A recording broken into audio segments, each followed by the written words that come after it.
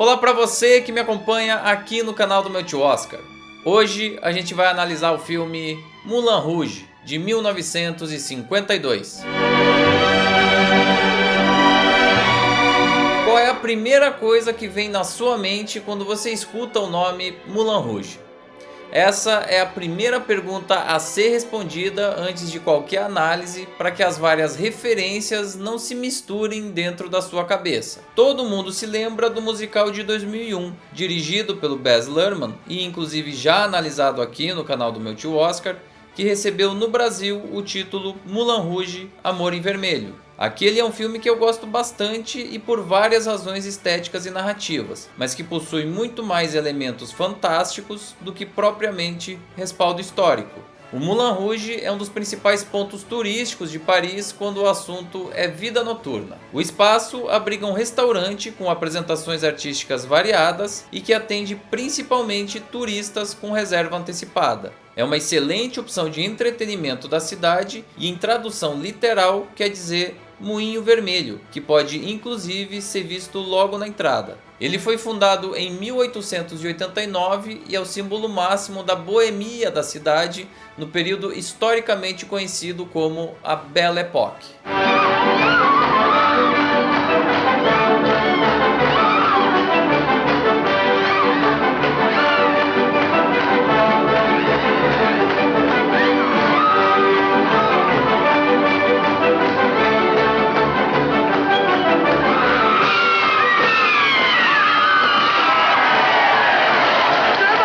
Esse período da Belle Époque vai do final do século XIX até o início da Primeira Guerra Mundial, e foi um momento de muita beleza, paz e prosperidade na Europa. Historicamente, ela combinou o desenvolvimento dos meios de comunicação e também de transporte com avanços tecnológicos importantes e absoluta efervescência das artes, além de estabilidade política na região. Foram décadas muito importantes do ponto de vista do bem-estar social, do otimismo e do êxtase.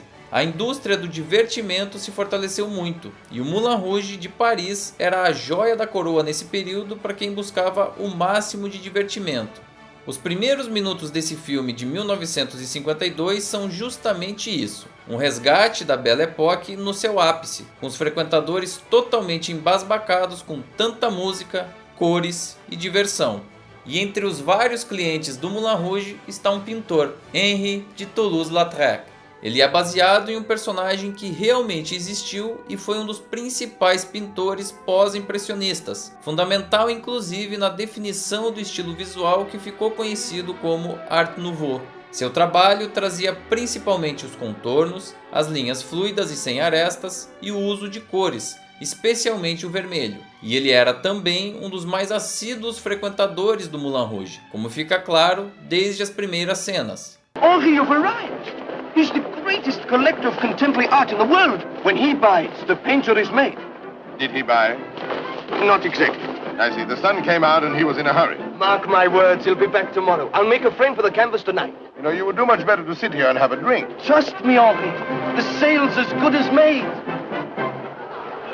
Esse filme é uma biografia do artista Toulouse-Lautrec com foco especial nos anos áureos da Belle Époque. Mas ao contrário do júbilo colorido e extravagante do filme de 2001, essa obra contrasta a alegria do cabaré com a profunda tristeza do pintor, que tinha vários motivos. O primeiro deles era um claro problema dele com a sua própria autoestima. Portador de uma doença genética que deixa os ossos frágeis, ele se machuca em um acidente doméstico ainda quando criança e nunca mais recupera o crescimento normal, chegando à fase adulta com apenas 1,5 metro de altura. Isso faz ele ser alvo de piadas, de gracinhas e de bullying. Um segundo ponto delicado da biografia dele era a relação complicada com a própria família.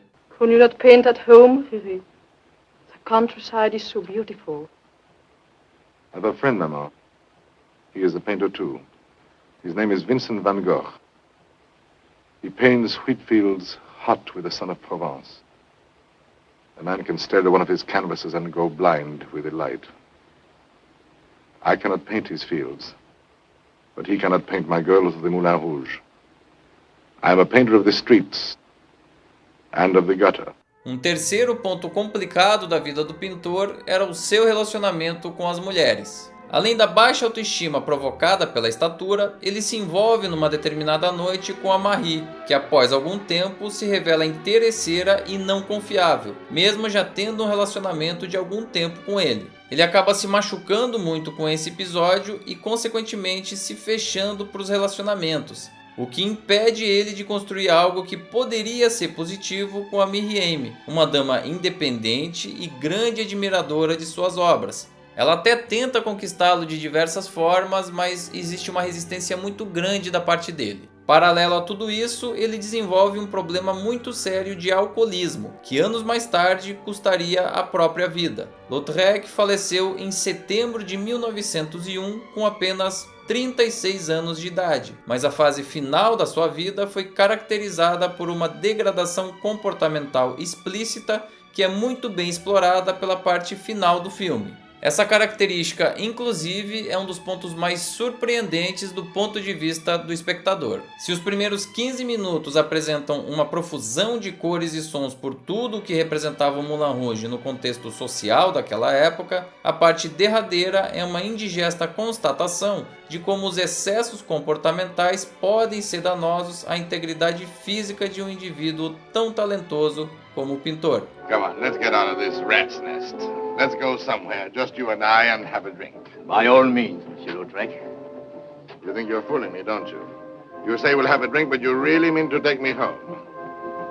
What are you doing here anyhow? Always putting your nose in other people's business. Why don't you stop pestering me? I'm a citizen. Have you a warrant for my arrest?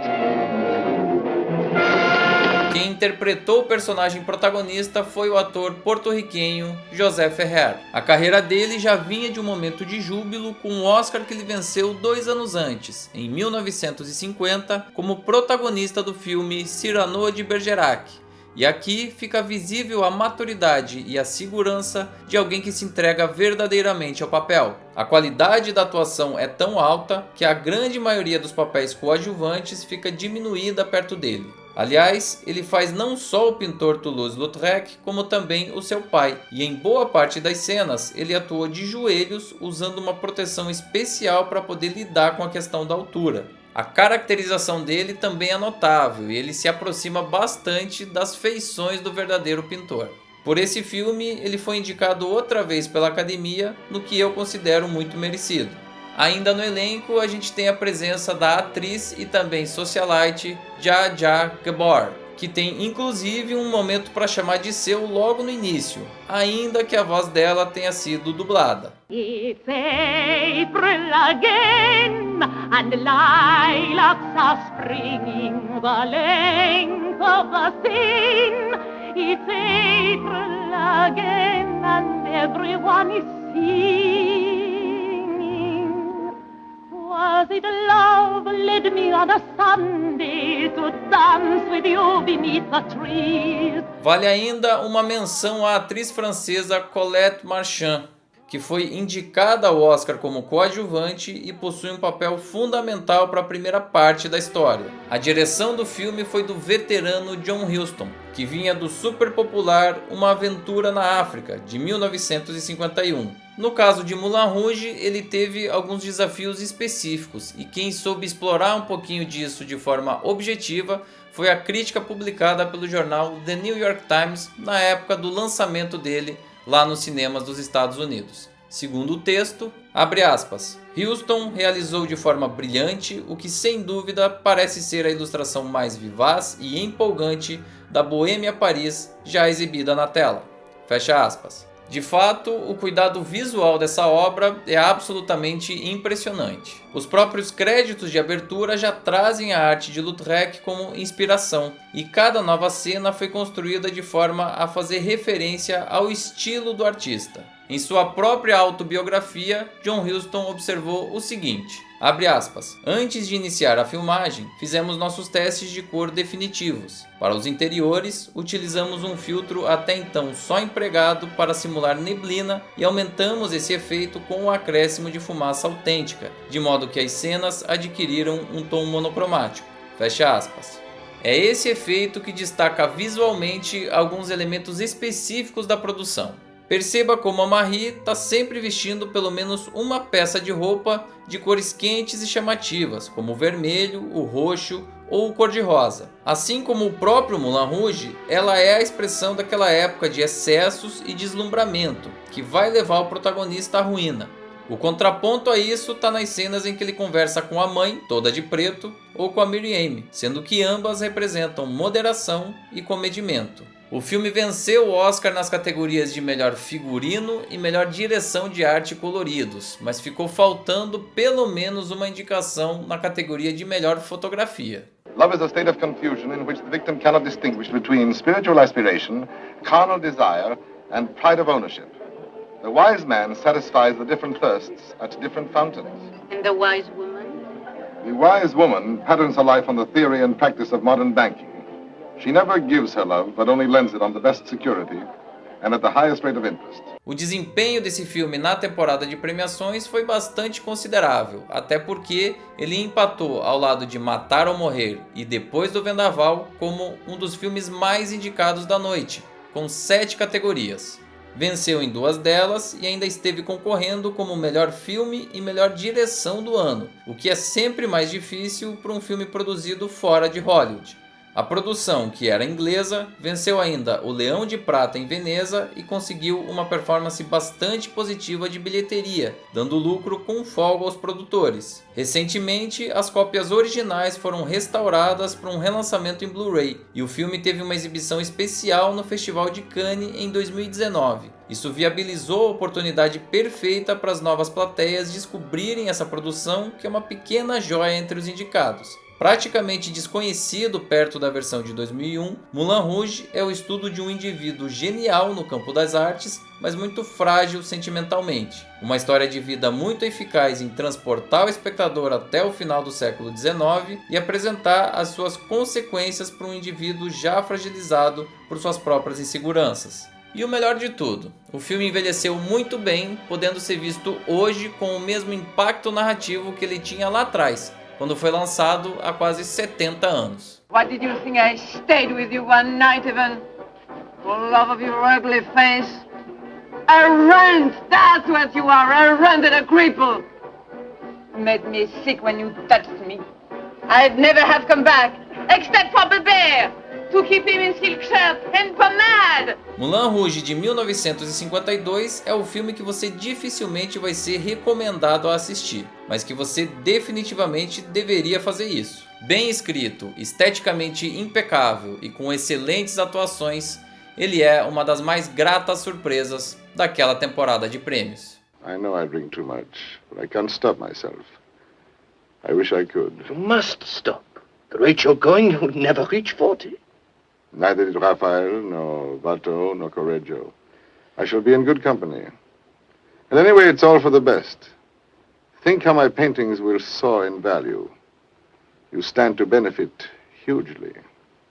That isn't funny, Henri. No, it isn't. E agora eu queria saber de você aí que me acompanha no YouTube. Qual é a sua opinião sobre esse filme lançado em 1952? Esse Moulin Rouge te atrai? Você gosta da estrutura da história e das revelações a respeito da biografia de Toulouse-Lautrec? Então faz o seguinte, deixa o seu comentário aqui embaixo, sem se esquecer de dar like, de compartilhar esse vídeo, de se inscrever no canal e principalmente de ativar as notificações no sininho. A gente segue analisando todos os filmes indicados pela Academia na categoria principal de 1952 e a próxima atração aqui do canal vai ser Matar ou Morrer, que tem como protagonista Gary Cooper e é um dos filmes mais celebrados daquela temporada de prêmios. Tá imperdível e eu te espero aqui.